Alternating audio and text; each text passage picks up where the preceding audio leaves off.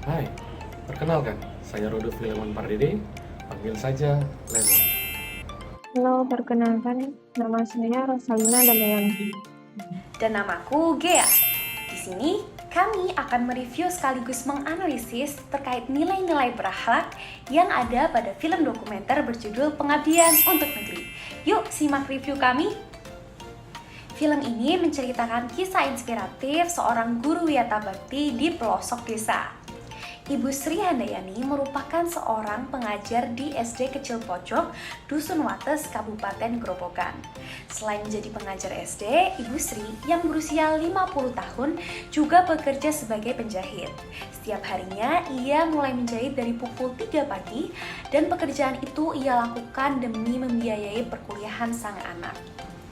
Dalam karirnya sebagai seorang guru, Ibu Sri mengalami beberapa kesulitan.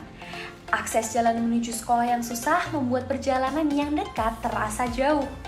Jalan yang belum rata dan berlubang bahkan membuat Ibu Sri pernah terjatuh. Fasilitas serta sarana dan prasarana di SD Kecil Pojok juga kurang memadai.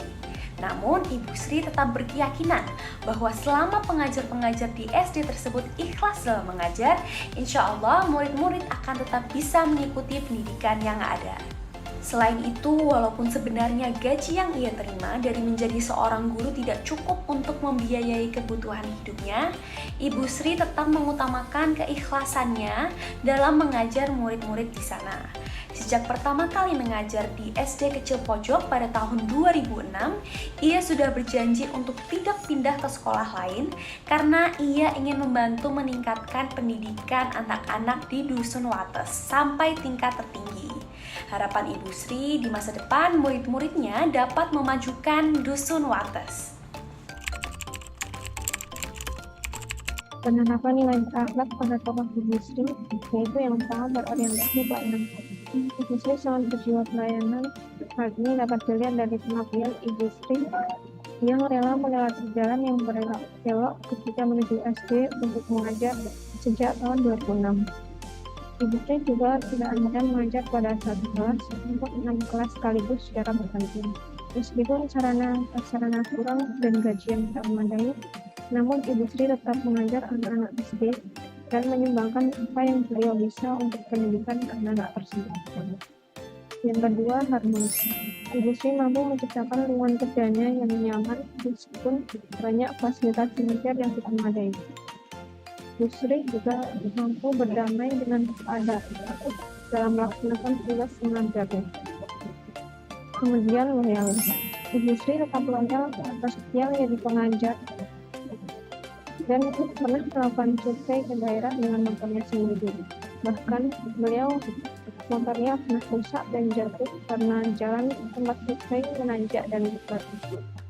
Namun Bu Sri tetap melaksanakan pekerjaannya dengan penuh tanggung jawab dan tetap setia. Beliau juga berjanji untuk mengajar lagi anak-anak SD agar merasakan pendidikan untuk bersekolah.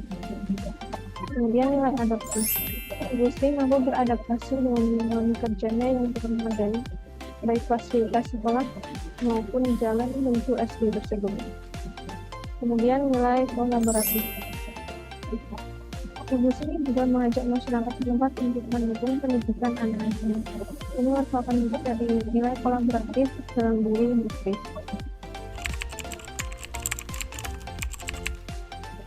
Ibu Sri belum memiliki kompetensi yang bagus untuk mengajar, hanya lulusan D2. Namun dedikasi beliau mampu memberikan ilmu sedikit demi sedikit bagi anak-anak SD yang ingin merasakan pendidikan seperti baca tulis. Selain itu, nilai kolaboratif juga dilakukan Ibu Sri.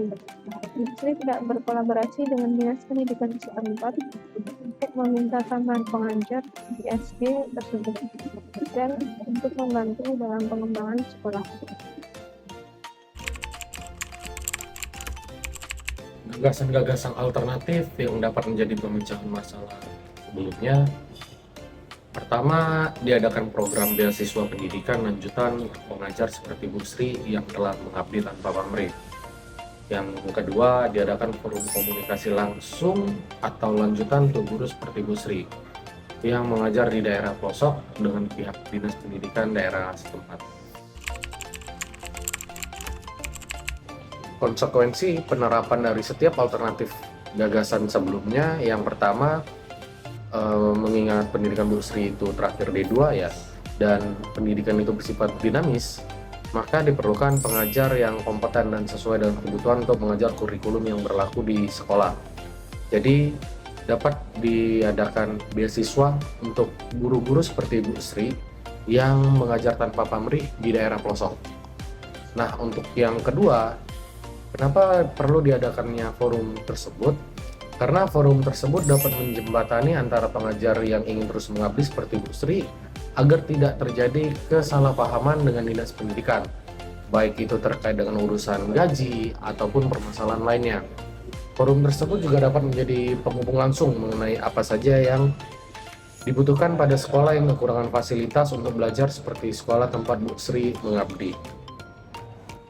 Nah, gimana nih menurut kalian kisah dari Ibu Sri? Sangat menginspirasi bukan? Banyak pelajaran yang dapat kita ambil dari beliau, dan baiknya kita terapkan juga dalam melaksanakan kebijakan serta melakukan pelayanan publik sehingga kita dapat menjadi ASN yang berakhlak. Terima kasih.